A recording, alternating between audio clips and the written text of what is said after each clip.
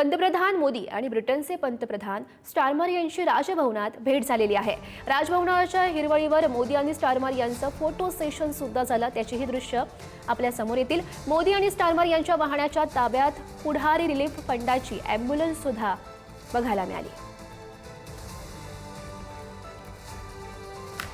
देशाचे पंतप्रधान नरेंद्र मोदी 2 दिवस मुंबई दौऱ्यावर होते आणि या दौऱ्यामध्ये त्यांनी विकास कामांच्या उद्घाटनांबरोबरच ब्रिटनचे पंतप्रधान स्टारमर यांच्यासोबत संवाद साधला मुंबईमध्ये। आणि ज्यावेळेला हा संवाद सुरू होता त्यावेळेला माध्यमांतल्या काही मोजक्या प्रतिनिधींना त्या ठिकाणी बोलवण्यात आलेलं होतं, संपादकांना बोलवण्यात आलेलं होतं आणि पुढारी न्यूज आणि संपूर्ण वृत्तसमूहाचं प्रतिनिधित्व केलं मल्टीमीडियाच्या संपादक मृणालिनी नानिवडेकर यांनी। मॅडम, तुम्ही स्वतः होतात राजभवनावर, दोन्ही राष्ट्राध्यक्षांची भेट तुम्ही जवळून पाहिली, पण माझा पहिला प्रश्न हा आहे, हैदराबाद हाऊस डोळ्यासमोर येतं खरं तर राजधानी दिल्लीतलं, कारण कुठल्याही देशाच्या अध्यक्षांना, राष्ट्राध्यक्षांना, पंतप्रधानांना भारताचे पंतप्रधान हे हैदराबाद हाऊसमध्येच भेटत असतात। पण आता फोटो आलेले आहेत, राजभवनावरच्या हिरवळीवर मोदी आणि स्टारमर दोघंही अगदी गप्पा मारतायत, हे चित्र पहिल्यांदाच पाहिलं तुम्ही? अगदी बरोबर। खरं तर कोणत्याही बाहेरच्या देशाचा राष्ट्रप्रमुख हा कायम दिल्लीत भेटीला जातो आणि पंतप्रधान भारताचे आणि त्या देशाचे राष्ट्रप्रमुख यांचे दिल्लीत चर्चा होते, करार मदार होतात, देशाला पुढे मैत्रीच्या पर्वात कसं न्यायचं याबद्दलच्या विचारांचं आदानप्रदान होतं। याला पूर्णतः फाटा देत स्टारमर हे मुंबईत आले होते आणि मुंबईत त्यांनी यावं असं भारत सरकारने निमंत्रण दिलं होतं। आता ते मुंबईत का आले तर एक आपण लक्षात घेऊ, ट्रेड ॲग्रीमेंट जी झालेली आहे आपली ब्रिटनची, ती लक्षात घेता ट्रम्प यांनी जे टेरिफ वार सुरू केलेलं आहे त्या पार्श्वभूमीवर असा करार ब्रिटनची होणं अतिशय महत्त्वाचं पाऊल आहे।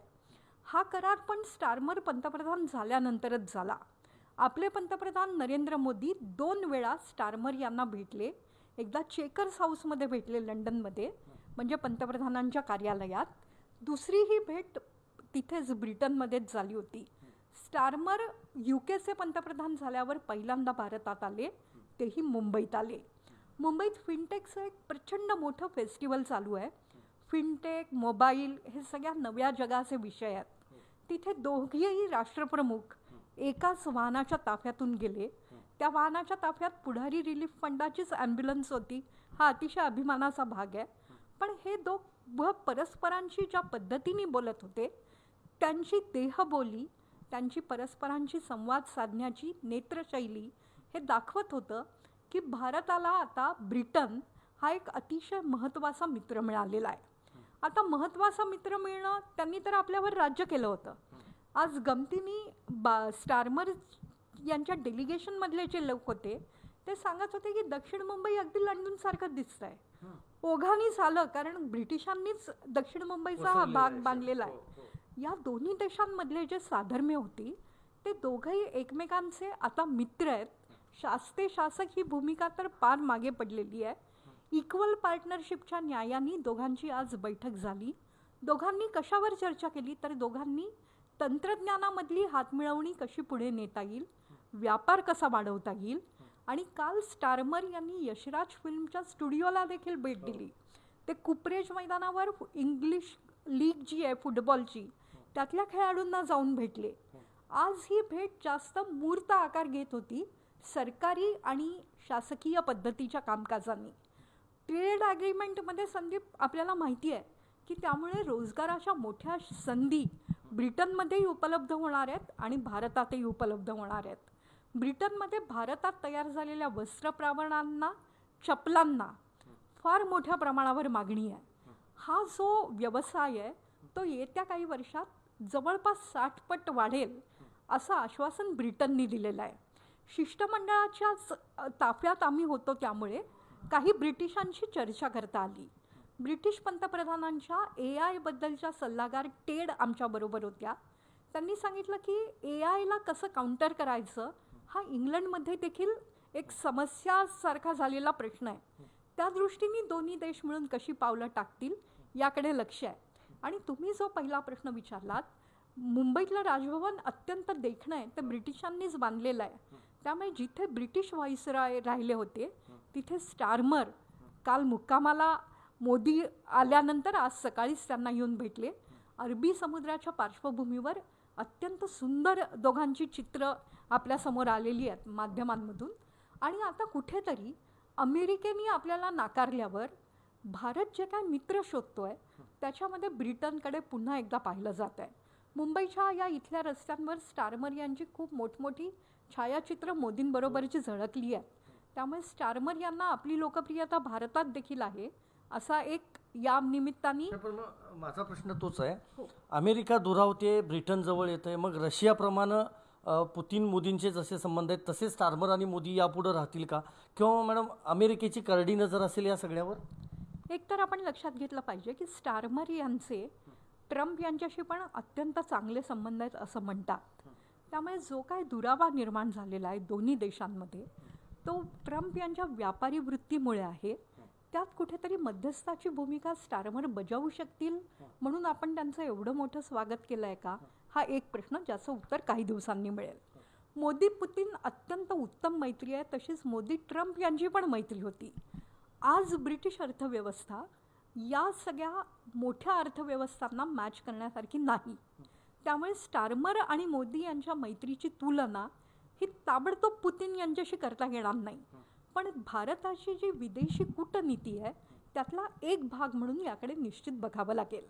दुसरं असं आहे की ब्रिटनचे पंतप्रधान इथे येत असताना आपण ज्या करारमदारांची इथे चर्चा करतो त्याच्यामध्ये सरकारने पूर्णतः वेगळा दृष्टिकोन घेतला आहे. ते केवळ आता किराणा मालाचे किंवा उत्पादनांचे करार नाही आहेत, तर ते टेक्नॉलॉजी ट्रान्सफरचे, ते सिनेमाबद्दलचे, ते आपल्या निसर्ग संपत्तीचा कसा वापर करता येईल या सगळ्या संबंधीचे आहेत.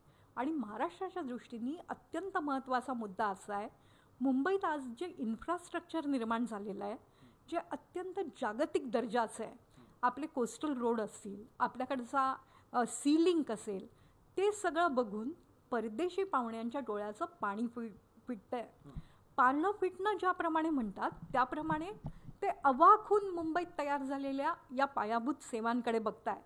आणि परराष्ट्र मंत्रालयाचे दिल्ली स्थित जे अधिकारी आमच्याशी गप्पा मारत होते त्यांनी सांगितलं की आम्ही महाराष्ट्राची निवड का केली ब्रिटिश पंतप्रधानांच्या स्वागतासाठी, तर मुंबईत आज ही जी पायाभूत संरचना निर्माण झालेली आहे, कालच नवीन मुंबई विमानतळाचं उद्घाटन झालं, ती भारत हा महासत्ता होण्याच्या क्लबमध्ये कसा आलेला आहे ते दर्शवत असते.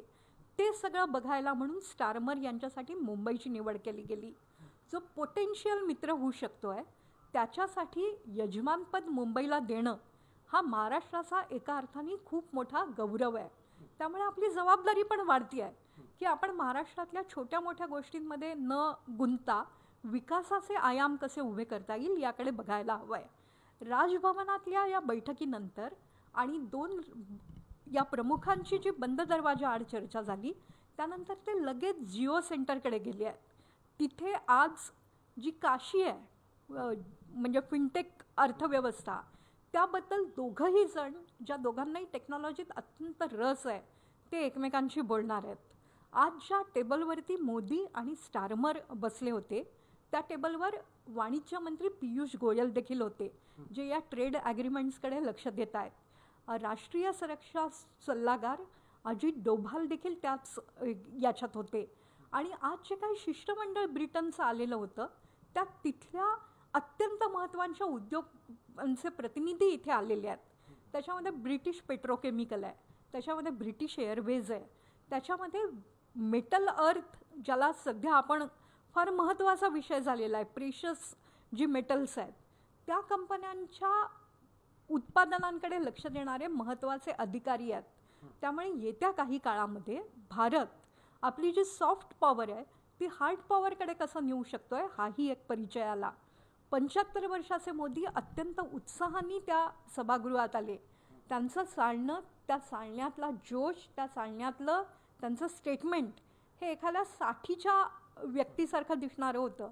आणि स्टारमर देखील अत्यंत उत्सुकतेने मोदींशी गप्पा मारत होते. गप्पा मारताना महाराष्ट्रातल्या वेगवेगळ्या ठिकाणचे उत्तम पदार्थ तिथे ठेवले गेले होते. थालीपीठ होतं, नागपूरची संत्री होती, घोलवडचे चिक्कू होते, जळगावची केळी होती. आणि हे सगळं स्टारमर यांना सांगता सांगता मोदी त्यांच्याशी एक अनौपचारिक गप्पा करत होते. 40-45 मिनिटांच्या या गप्पांनंतर दोघं बंद दरवाजा आड गेले. तिथे एक जॉईंट स्टेटमेंट रिलीज होणार आहे. त्या स्टेटमेंटची आपण अजून वाट पाहतो. ते स्टेटमेंट आल्यानंतर भारताला आणि ब्रिटनला कोणत्या दिशेने जायचं आहे, अमेरिकेशी काहीशा बिघडलेल्या संबंधात स्टारमर काही भूमिका निभावू पाहत आहेत का, किंवा ते संबंध सुधारले नाहीत तर भारत ब्रिटनकडे पुन्हा एक लॉंग टर्म मैत्री या भूमिकेतून पाहतोय का, असं सगळं समोर येणार आहे.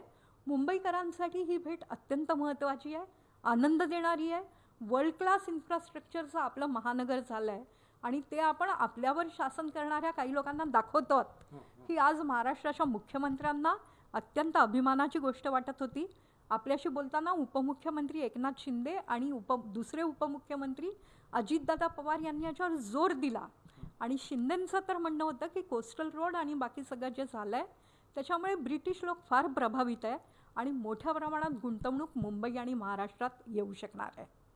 अगदी खूप खूप धन्यवाद मॅडम आमच्याशी बोलल्याबद्दल. खरं तर राजभवनामध्ये दोन्ही राष्ट्रांच्या प्रमुखांमध्ये नेमकी काय चर्चा झाली, त्याचा फायदा मुंबईला, महाराष्ट्राला, देशाला कशा पद्धतीने होईल, अगदी सोप्या शब्दांमध्ये पुढारी न्यूजला मल्टीमीडिया संपादक मृणालिनी नानिवडेकर मॅडम यांनी सांगितलेलं आहे. व्हिडिओ जर्नलिस्ट विकास खवळेसह मी संदीप राजगोळकर, पुढारी न्यूज, मुंबई.